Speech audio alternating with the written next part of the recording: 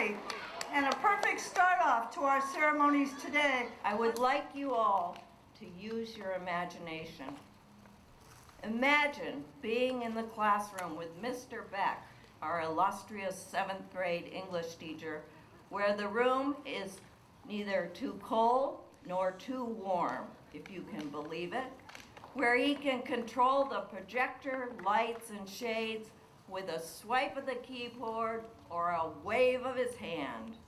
Imagine a new, expansive art studio where you can be inspired by our art teachers, Mr. Capello, Matt Fratt, and Miss Sarah, to construct Lab's newest version of our mascot, a robotic dragon. Imagine large whiteboard spaces and hallways where you can share song lyrics, sketch out ideas, or compose a poem.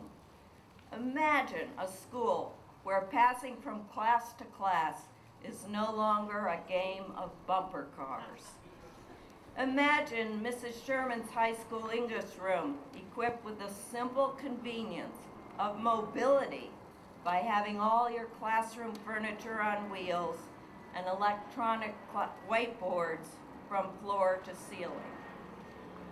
Imagine Mr. Hartman transforming Miss Clemens' global classroom into electronic windows, projecting breathtaking views into other worlds and lifetime conversations with people across the ocean.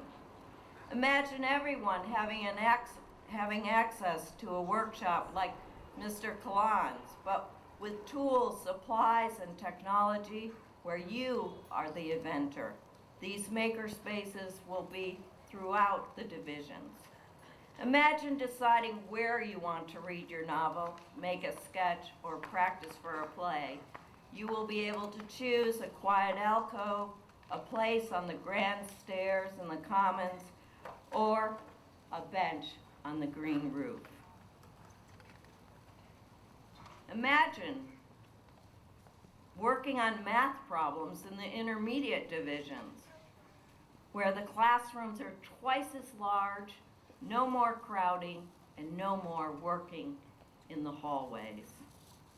Imagine working with Mr. Miskell and Mr. Jarvis on a production of Shakespeare's Romeo and Juliet with a real stage, with full rigging, rafters, and height for the balcony of the performance, and a sound and lighting board that will put Mr. Miskell into the 21st century.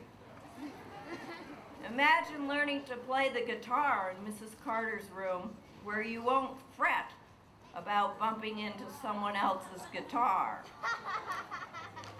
Imagine Miss Fratelli's biology lab with space for all her creatures and multiple lab tables with instrumentation needed for you to become the experts on endangered species conservation and sustainability. And imagine Mr. Bicknell's Renaissance room with enough space to paint a fresco of any size. And imagine your high school sitting proudly on Whitehaven Parkway, a high school designed to make your dreams for tomorrow come true.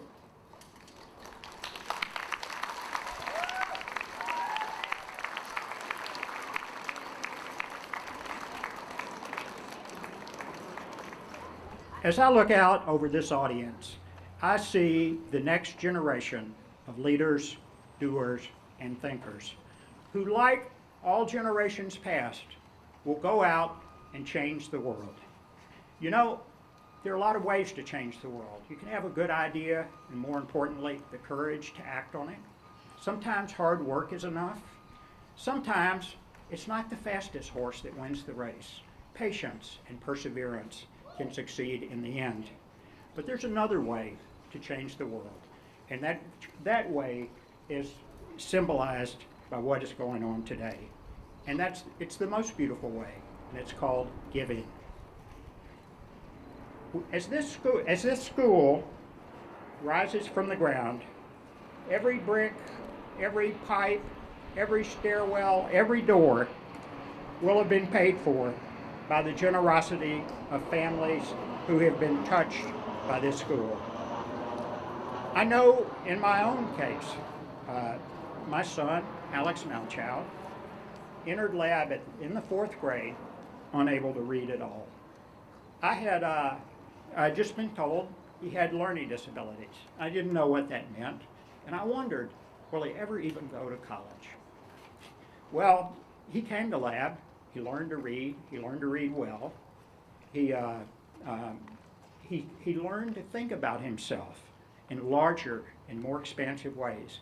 Today, he's a sophomore at Denison University, one of the schools in what they call the Ohio Ivy League, where he is getting good grades and is starting on the school's football team. You know, Davey and I, we do a lot of work. We're down here 1, 2, 3 times a week, talking to people, asking for money, planning our campaign. And I know people have asked me, they say, Hal, isn't that really a lot of work? And it's not. It's a labor of love. Because my family owes this school a debt we will never repay.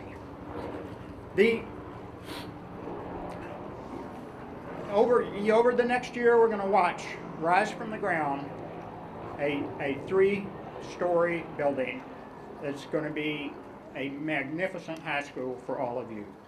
And for the families, the alumni, the parents who've all contributed, this is a gift to you and also to the students who will follow you for many, many years.